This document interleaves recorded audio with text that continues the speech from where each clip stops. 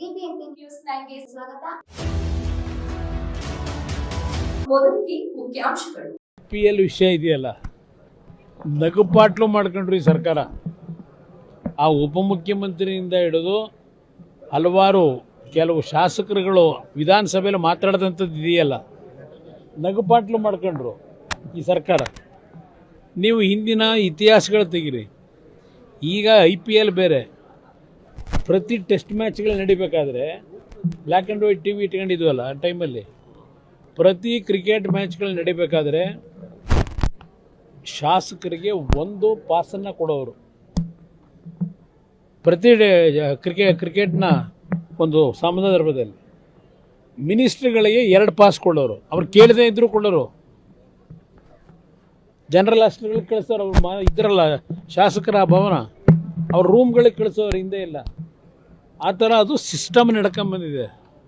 ಈಗ ವಿಧಾನಸಭೆಯಲ್ಲಿ ನಮಗೆ 3 ಪಾಸ್ ಕೊಡಬೇಕು, ಅವರು 4 ಪಾಸ್ ಕೊಡಬೇಕು. ಇದನ್ನು ಅವ್ರ ಮೇಲೆ ಹೊರೆ ಇದೆ. ಇದೇನು ನಡೆಸ್ಕೊಂಡ್ರು ನಗಪಾಟ್ಲು. ಬಹುಶಃ ಈ ಸರ್ಕಾರಕ್ಕೆ ಕಿಂಚಿತ್ತು ಅದೇನು ಹೇಳ್ತಿರಲ್ಲ, ಸಿದ್ದರಾಮಯ್ಯನವರೇ ಹೇಳ್ತಾರೆ ಮಾನ ಮರ್ಯಾದೆ ಬಗ್ಗೆ ಇದೆಯಾ ಅಂತ ಕೇಳ್ತೀನಿ. PL ವಿಷಯ ಇದೆಯಲ್ಲ, ನಗುಪಾಟ್ಲು ಮಾಡ್ಕೊಂಡ್ರು ಈ ಸರ್ಕಾರ. ಆ ಉಪಮುಖ್ಯಮಂತ್ರಿಯಿಂದ ಹಿಡಿದು ಹಲವಾರು ಕೆಲವು ಶಾಸಕರುಗಳು ವಿಧಾನಸಭೆಯಲ್ಲಿ ಮಾತಾಡಿದಂಥದ್ದು ಇದೆಯಲ್ಲ, ನಗುಪಾಟ್ಲು ಮಾಡ್ಕೊಂಡ್ರು ಈ ಸರ್ಕಾರ. ನೀವು ಹಿಂದಿನ ಇತಿಹಾಸಗಳು ತೆಗೀರಿ. ಈಗ IPL ಬೇರೆ.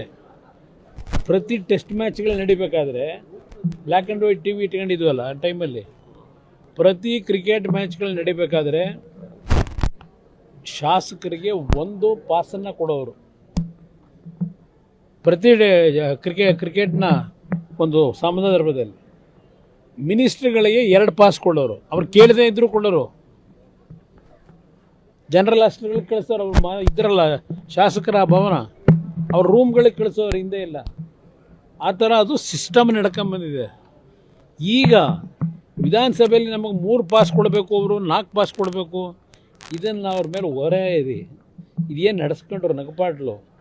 ಬಹುಶಃ ಈ ಸರ್ಕಾರಕ್ಕೆ ಕಿಂಚಿತ್ತು ಅದೇನು ಹೇಳ್ತಿರಲ್ಲ, ಸಿದ್ದರಾಮಯ್ಯನವರೇ ಹೇಳ್ತಾರೆ ಮಾನ ಮರ್ಯಾದೆ ಬಗ್ಗೆ ಇದೆಯಾ ಅಂತ ಕೇಳ್ತೀನಿ.